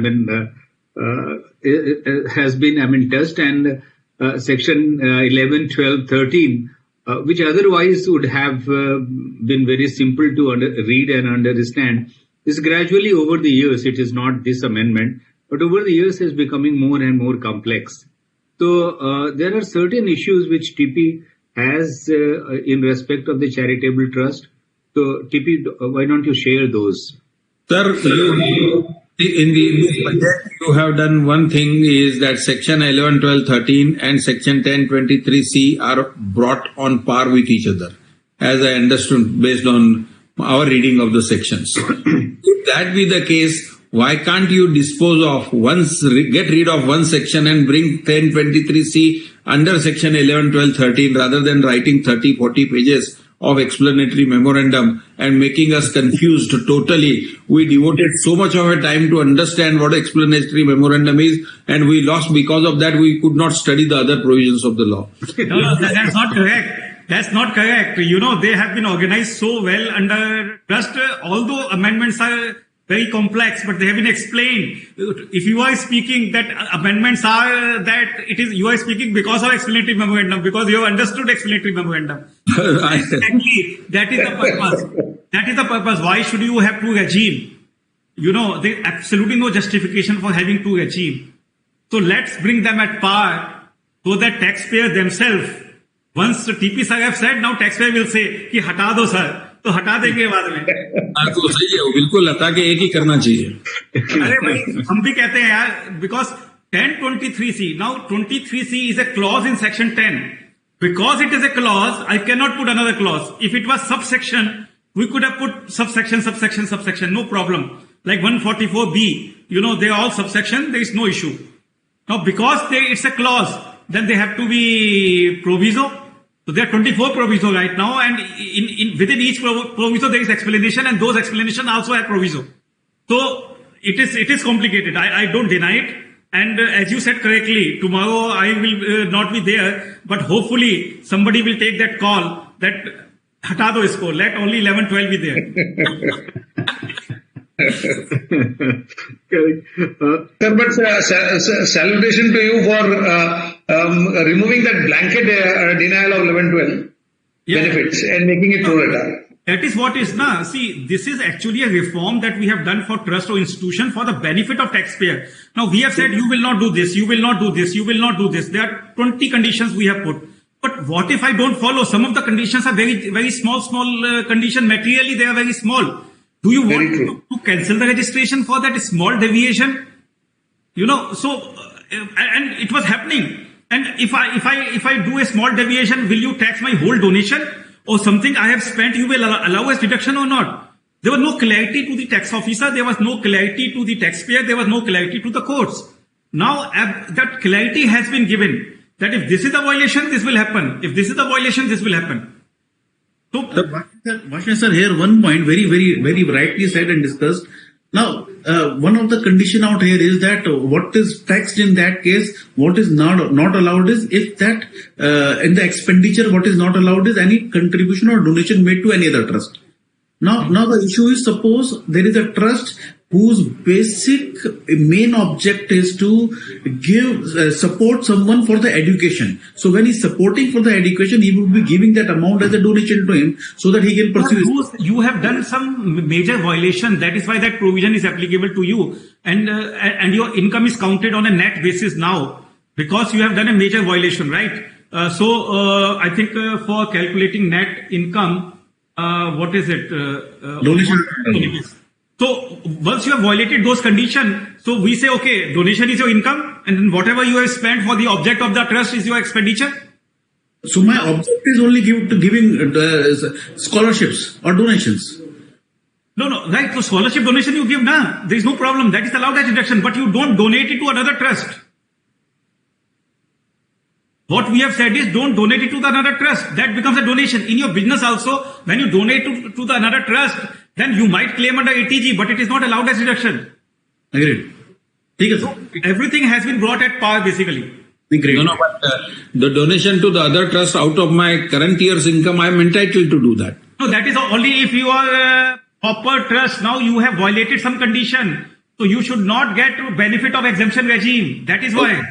Okay. Now the question is you have created new criteria of corpus. Gurudwara, temple, mosque, church receiving any fund for renovation and repairs, they can opt it to be treated as corpus. Yes, This will be a corpus which is a different corpus than the earlier corpus, or this will go along with the corpus only. It is written there, separately identifiable. That is one of the conditions. So separately identifiable corpus. So out of this, I cannot repair the temple of some other temple or institutions. Yes. Why? Because some people have given you for that purpose, that you have a temple A, that I am giving you that donation for temple A. You treat it as a normal income and then you follow. We are not asking you. It's at your choice. But if you say that this is going to form to my corpus, then you must use it only for the purpose for which donation is received. No, but the donation... That is a commitment. That is a commitment and honor to the person who has donated you for that purpose. And secondly, you have reduced the accumulation period of 5 years and you want to tax it instead of 6th year in the 5th year. What is the logic behind this? 1 year, in one case it was taxable in 5th year, another case it was taxable in 6th year. We have brought it at par. No. So therefore you want to take away from the pocket of the taxpayer. Come what it. Take away. What if साहब equal होना चाहिए ना? मतलब ये क्या ये 5 साल में taxable एक 6 में है. सबको 6 साल कर सकते थे ना. जब 5 साल का वो कंडीशन है कि 5 साल में यूज करो तो उसी साल में टैक्स होना चाहिए ना जिस साल में यूज किया. अगले साल में क्या करना टैक्स? अरे उसका हिसाब करते हुए टाइम तो लगता है, रिटर्न फाइल करते समय पता चलता है. ऐसे क्या पहले नहीं. One question from audience, Oswal Saab, that which says that in case of a charitable trust following mercantile system of accounting, the budget provides that application of income will be allowed on payment basis only, irrespective of the method of accounting. So the question is, rather two questions are, does this mean one, income has to be also offered on receipt basis only, because otherwise it will give absurd results in case of educational institutions following mercantile system of application? And second, do you advise we follow cash system of accounting or have dual accounting system, one for accounting and one for taxation? No, but hybrid system of accounting is prohibited by Income Tax Act. Section 145 does not permit hybrid. So there has to be cash or mercantile. So if I am following mercantile and you are saying expenses can be allowed only on cash, so income also should be on a cash basis. So follow cash ना, बिल्कुल follow cash, बिल्कुल ठीक हो जाएगा. Good. So nice. सबको बोलो cash follow करो. Sir, I have only one comment. Yeah, Pramod ji, you have some question? Yeah, I have only comment. There is also a Section 8 company, which is a company by law, and therefore it is required to follow accrual system of accounting. And these provisions would be a little harder for them. But I leave it in the sense of only to point out, nothing to beyond to say that cash system is the only system which will be permissible. Is the law. We are not saying permissible. We are saying if it solves your problem, follow cash system. That's what I'm saying.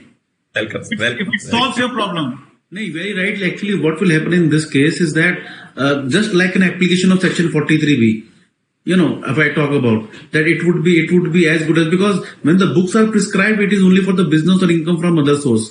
So it is an application of income, though we take into income from other source. So the accrual or cash system is restricted there. But here, as per section, just taking the clue from 43B, the expenditure would be allowed only on the payment basis. So whatever is not paid has to be not treated as an application. So 10B has to be treated accordingly for the application, what I see. I think we have only two minutes left. So one question on stamp duty in respect of immovable properties. VL Jain Saab. No, I think I have to leave. I have some Yes. Only 1 minute, so we'll close it. We'll close by 7 o'clock. Sir, only 1 minute. The TDS provisions in connection with the immovable property, the safe harbor rule is not envisaged in the TDS provision. No So problem. maybe there will be a 10%. Jain sir, 1% TDS is there. You claim it in the refund because don't make it so complicated to bring safe harbor there. Alignment has been done. I understand safe harbor would be there, but it's only 1% TDS. अगर ज़्यादा cut भी गया तो कोई बात नहीं, वो तो अकाउंट क्रेडिट तो मिलेगा ना, क्रेडिट मिलेगा. One last question on stamp duty. One last question on stamp duty, which is not part of the budget proposal, but I thought to avoid litigation in future. This is in the context of the stamp duty section in the ATIBA provisions for real estate housing. We have seen enough litigation in the past 20 years on ATIB 10. Now in ATIB-A, which is the current ruling section, we have a condition which says that the stamp duty valuation of the unit should be 45 lakh rupees and less, not more. Now the definition of stamp duty value, as is given, goes back to the consideration if the consideration is higher. So if I sell at various points of time, though my stamp duty valuation on a standalone basis may be less than 45 lakhs, when I sell, my consideration could be more. And stamp duty value there is considered on the consideration if it is higher. So the definition of stamp duty value as is envisaged in ATIBA today would lead to problems of this kind on the consideration part. And second is, it does not define what date of valuation would be taken for the purpose of stamp duty. Today I go for a sanction. That time I have the ready reckoner value which says the stamp duty value is 40 lakhs. But when I go about selling, the stamp duty value has increased. Please, sorry to intervene. ये लिख के दे दीजिए. We will examine it. Please. Thank you. Thank you, sir. Thank you so much. Thanks, Kamlesh. Thank you, sir. Thanks, everyone. I mean, it has been very, very interactive. Simple. Sir, just one point on the stamp duty only. Suppose my stamp duty value is 1 crore, my consideration is 70 lakh.